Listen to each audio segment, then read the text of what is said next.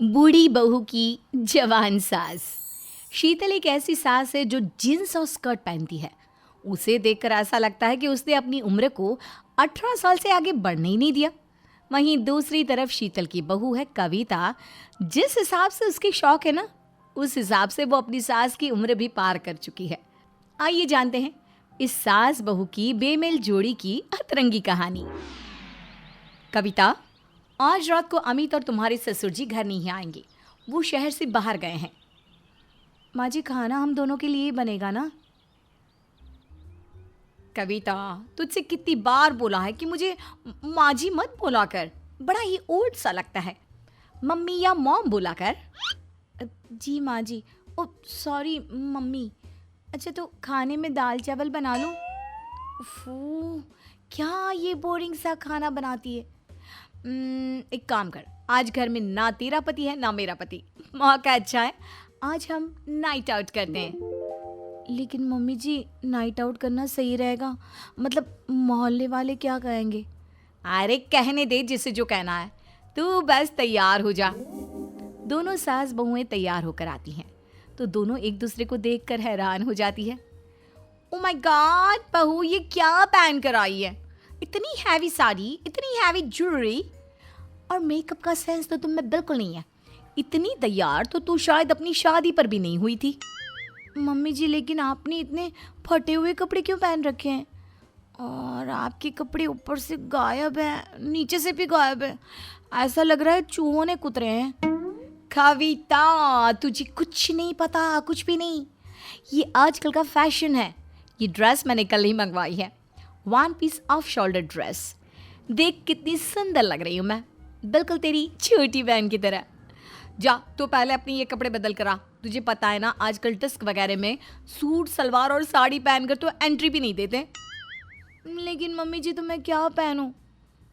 एक काम कर, तू मेरे कोई कपड़े पहन ले। ना मम्मी जी ना, मैं आपके फटे हुए कपड़े नहीं पहन सकती। मैं अपना कोई सिंपल सा सूट ही पहन कर आती हूँ बस। कविता अपना सूट पहन कर आती है, फिर दोनों घर से निकल जाती है। पहले तो दोनों एक होटल में जाती है और वहाँ खाना ऑर्डर करते हुए कविता कहती है, भैया मेरे लिए टोमेटो सूप और। बहू, क्या बीमारों वाला खाना ऑर्डर कर रही है? रुक, मैं ऑर्डर करती हूँ।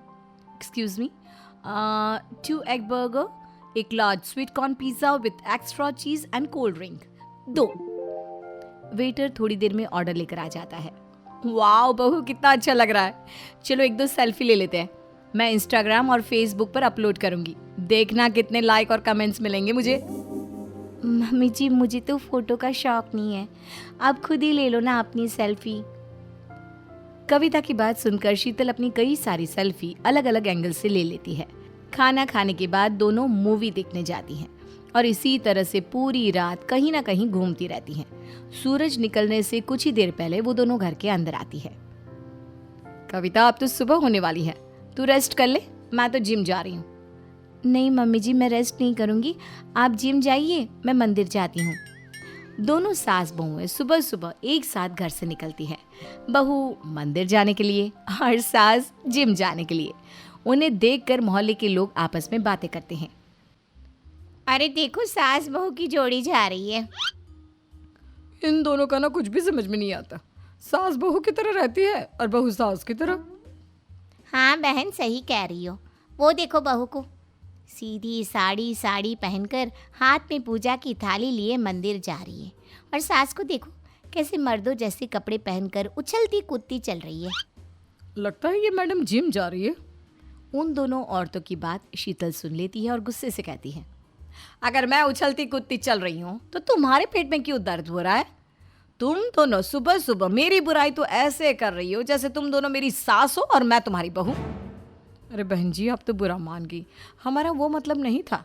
क्या बहन जी? तुम दोनों को मैं बहन जी दिखाई देती हूँ? अरे बहन जी होगी तुम्हारी माँ, तुम्हारी बहन, तुम्हारी बेटी। खबरदार आज की बात मुझे बहन जी कहा तो। कविता किसी तरह से अपनी सास को वहाँ से पकड़ कर ले जाती है और कहती है, मम्मी जी, आपको उन दोनों से ऐसे नहीं लड़ना चाहिए था। अरे फिर कैसे लड़ना चाहिए था? देखा नहीं किस तरह से बात कर रही थी हमारे बारे में। कविता, तू ना जबरदस्ती मुझे यहाँ ले आई, नहीं तो आज मैं इन दोनों का सर फोड़ देती।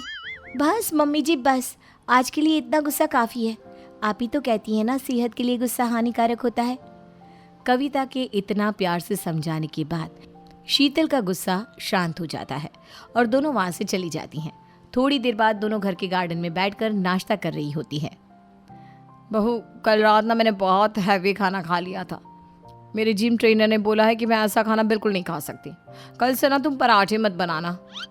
लेकिन मम्मी जी, बिना पराठों की भी कोई नाश्ता होता है क्या भला? दोनों बात कर ही रही होती है कि तभी बारिश शुरू हो जाती है।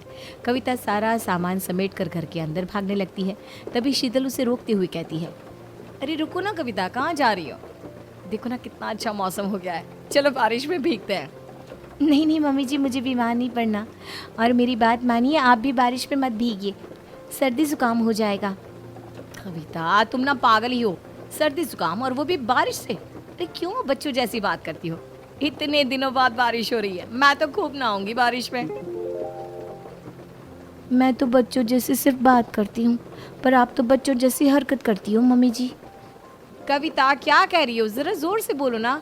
मैं कह रही थी, ठीक है मम्मी जी, आप नहाइए, मैं अंदर जा रही हूँ।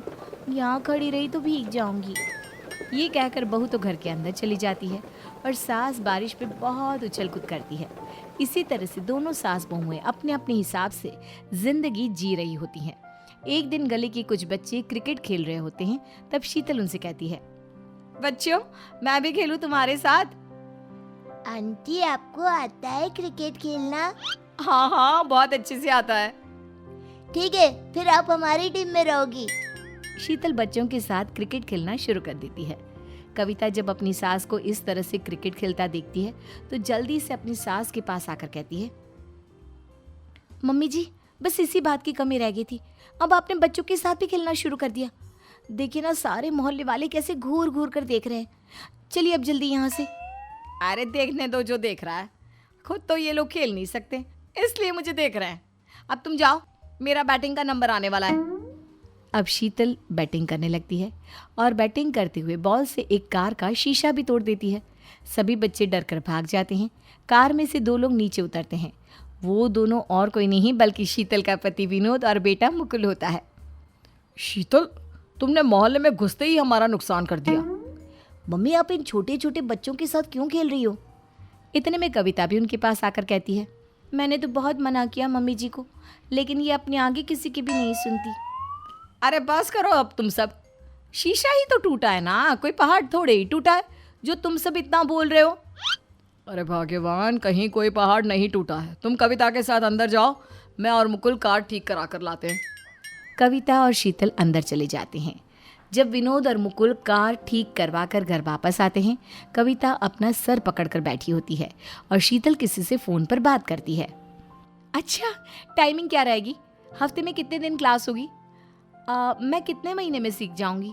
अच्छा, और आपकी फ़ीस कितनी होगी? शीतल के फ़ोन रखने के बाद विनोद उससे पूछता है, किससे बात कर रही थी? मैं ना डांस क्लास ज्वाइन करने वाली हूँ, उसी के बारे में पूछ रही थी। अरे कविता, तुम्हें भी तो आज सत्संग में जाना था ना? चलो, मैं डांस क्लास जा रही हूँ, तुम्हें वहाँ रास्ते में छोड़ दूंगी। शीतल की बात सुनकर विनोद और मुकुल भी अपने सर पर हाथ रखकर बैठ जाते हैं।